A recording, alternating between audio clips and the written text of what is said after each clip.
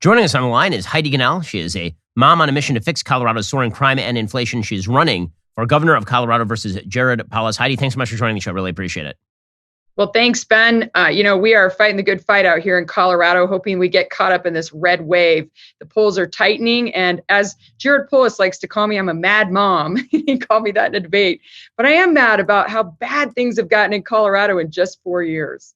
So let's talk about what's happened in Colorado. Colorado went from being a somewhat red state to a purple state to now a fairly deep blue state. Why has that happened in the first place? And have we sort of hit reversal point? Well, several years ago, about a decade ago, actually, some billionaires got together and decided to flip the state, mostly around gay marriage. They were upset that a bill passed and went all in to flip Colorado from red to blue, and it worked. So I am now the only statewide elected Republican in Colorado. I ran for regent at the University of Colorado about 6 years ago and have been on the front lines fighting the higher ed fight that you're so good at doing, and just wanted to save our state. It's experiencing skyrocketing crime. We have one of the top inflation rates in the country, and our kids are in crisis here. 60% can't read, write, or do math at the grade level. So let's talk about Jared Polis and his governance of the state. The media have portrayed Polis as a quasi-moderate. They've suggested that he is not a radical Democrat. They point to the fact that he was less insane on COVID than, say, Andrew Cuomo, who was completely insane on COVID. What's your actual take on Polis's governance record? He's terrible. He's a total activist, a liberal. And I hate that the media covers up for him that way, because those of us that live here are experiencing record high inflation, crime because of his soft on crime policies. Fentanyl is out of control here because he has decriminalized it and made us a sanctuary state. And he signed a bill that let all the woke stuff happen in schools, so parents are fired up.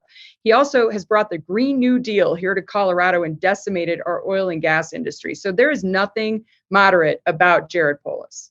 So meanwhile, you've been running on a campaign to presumably lower the crime rates, to change the educational system. What are some of the changes that you've been pushing for in Colorado? Well, I'd like to go all in on school choice, so the funding follows the family here to help fix the schools, provide transparency to parents who are really frustrated about what's happening in the classroom. There's a lot of secrets being kept in the schools. I'd like to take Colorado to zero income tax over 8 years to help boost our economy again. And then finally, I'm the daughter of a cop. I'm going to be tough on crime. I'm also an entrepreneur. I started Camp Bow Wow, the country's largest pet care franchise, and grew it into a $100 million brand. So I totally support small business owners in reducing regulation, taxes, and fees. So what is the state of education over there? You're a Colorado University regent.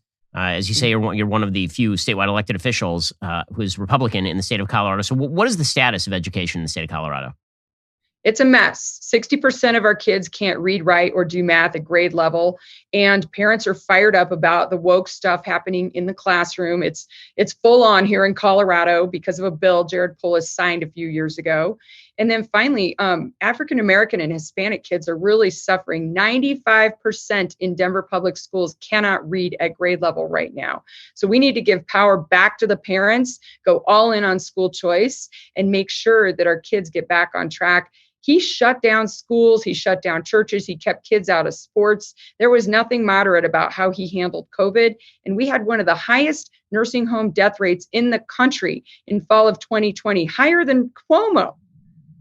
So let's talk for a second about the city of Denver. I know that there's been a lot of talk about various blue-run cities and how they've really fallen into the toilet, ranging from San Francisco to Chicago to my old hometown of Los Angeles. The one that seems to have escaped the censure of the media has been Denver. But I recall when Denver was a beautiful, thriving metropolis that was absolutely clean. And when I went to Denver last, which was maybe 2-3 years ago, Denver had basically been taken over by drugs. Maybe you can talk about the state of play in Denver, which again, it's amazing that Colorado has basically been ignored by the national media. They continue to paint it as a place where everything is thriving, but it just isn't. No, I mean, those of us that live here, we can't go to a Rockies game without stepping on something or, dodging a tent or a homeless camp. It's taken over our city. We're number one in auto theft in the country. And we're number one in bank robberies. We're number one in porch pirates. We're number two in property crime. Number two in increase in fentanyl deaths. Colorado has become the drug capital of the country, and we have one of the highest crime rates in the country as well. It's heartbreaking. So I will be a law and order governor. I'll clean things up. I'll get us back on track and respect law enforcement and give them the tools and resources they need to clean this up. Well, that is Heidi Ganahl. She's running in a race against Jared Polis for governor of Colorado. Heidi, thanks so much for your time. Good luck in your race tomorrow. For those who wish to help out the campaign, what's the best way to do so? Well, thanks, Ben. It's HeidiForGov.com. Get involved, get engaged, share on social media. We need all the help we can get to put this across the finish line, but we're close. We can have the upset heard across the country on Tuesday night.